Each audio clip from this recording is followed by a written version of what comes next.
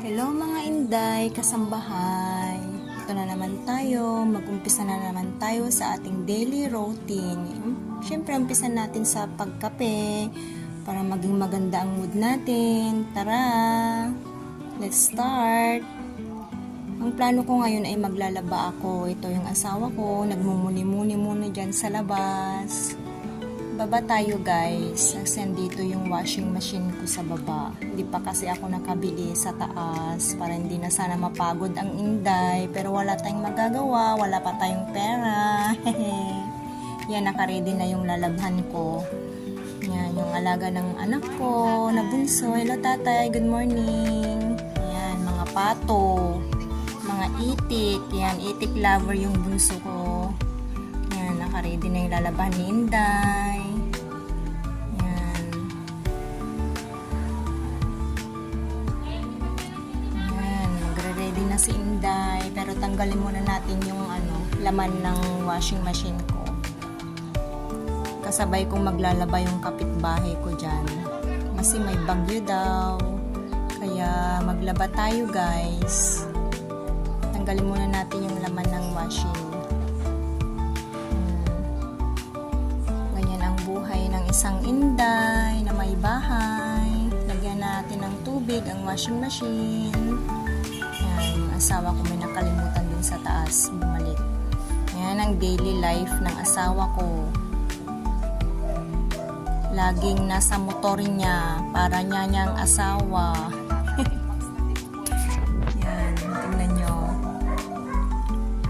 May nakalimutan ako guys. Balik tayo sa taas. Yan ang taas ng hagdan namin. Yan ang daily exercise ko araw-araw.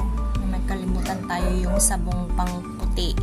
Gagamitin natin. Bilisan mo inday. Naghihintay yung labahin sa baba. Yan, nakuha ko na guys. Yung para sa puti. Binababad ko yan. Ganyan din pa kayo. O, balik na tayo sa baba guys. Kasi naghihintay yung labahin ng isang inday. Yan, ang taas-taas. Exercise ko yan araw-araw. Pag nagmayaman ako, magpapakabit ako ng elevator. Yan, start na yung mga labahin. Dito tayo sa puti. Yan. O magic na, magbabanlaw na tayo guys. And then, charan! Malapit na, nakasampay na. Magic yan.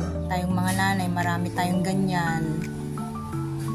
Ano kayang lulutuin natin? Susunod na gagawin. Mag-prepare tayo ng lulutuing ulam. Manok yan. Ibinabad ko kasi masyadong matigas galing sa ref. Yan, tingin tayo ng isasahog sa ref. Parang may patatas ata ako dito eh. Pero plan ko na gawin na lang fries. Kasi ayaw ng bunso ko yung may halo sa sabaw. Yan, may dalawang patatas tayo guys. Prepare natin yan. Adobuhin ko na lang siguro ito guys. Kasi para maiba naman. Yan ang buhay ng inday. Kasambahay. Huwag tayong susuko. Mga kagaya kong full-time mom. Yung iba sinasabi, ang hirap daw ng buhay ng isang nanay. Pero yan ang pinaka-fulfillment na trabaho ng bilang isang babae, ang maging isang ina, maging isang mabuting may bahay. Yan, prepare tayo ng sibuyas, ng bawang, para sa gagamitin natin sa adobo. Laban lang, mga inday, ng may bahay. Kahit mahirap, magtiis tayo para sa mga anak natin. Pagkatapos ng isang buong araw, marirealize mo na marami ka na namang nagawa bilang isang nanay. Lalo na pag dumating yung mga anak mo galing school. Yan, yun na lang yung price mo araw-araw. Makita mo silang masaya. Yan na kapag-aral ng maayos. Yan. First time ko na namang mag-vlog after ilang months. Kasi sobrang busy. Yan. Kaya lang nakakapagod yan. Tinime-lapse ko na mga inday. Kasi marami pang naghihintay na trabaho. Yan, prepare ko muna yung mga ingredients. Kasi plan ko itong i-marinate muna para mas manuot yung sarap. Kaya yan.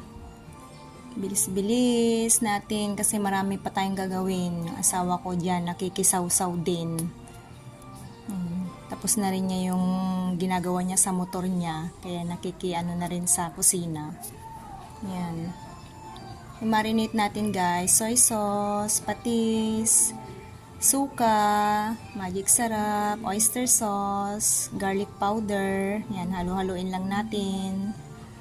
Yan.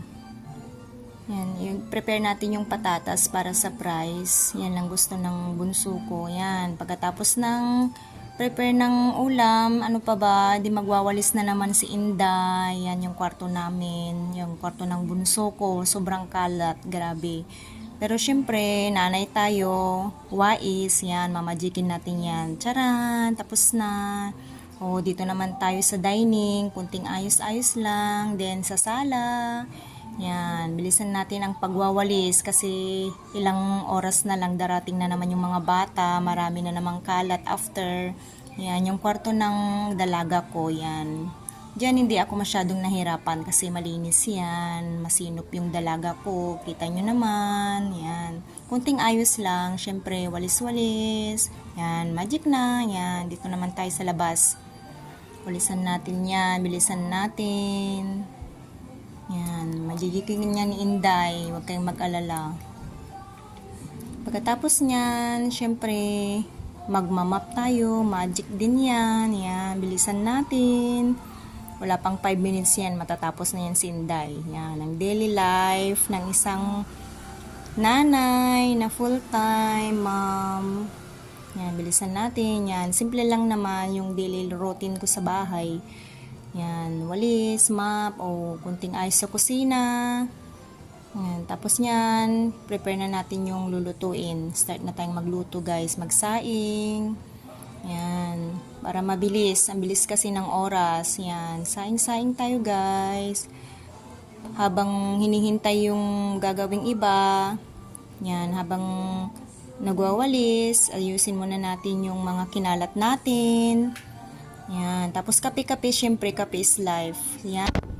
Yan, tatapos na. Ito na yung niluto ko. Adobo. Sarap. Bye, guys.